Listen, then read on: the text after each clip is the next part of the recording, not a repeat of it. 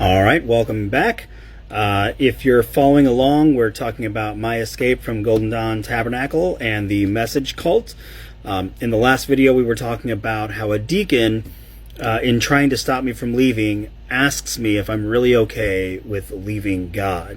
Now, like I've said before, I had no intention of leaving God. I didn't even connect the God and the church together. I assumed they were two separate entities, but according to Brother Lopez here, in leaving the church, I would be leaving God. And don't get me wrong, they are experts at knowing just what to say to make you feel guilty or, scare you and things like that. And it was very clear that he was experienced at this. So my resolve started to waver, but I wasn't convinced yet. It terrified me to think that I would be without God.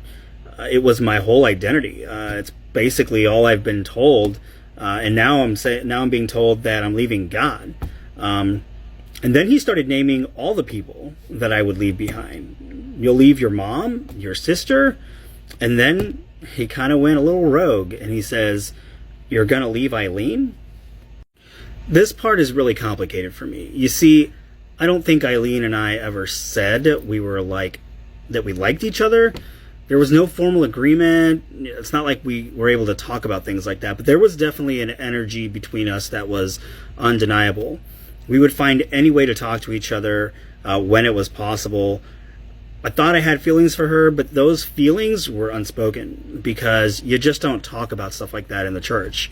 Either way, that was enough. Between losing God, potentially losing Eileen, I decided I would stay. That is, until the next service. You see, I had a very specific seat. Everyone does. And my seat was the very first spot in the very first pew that was dedicated to the band.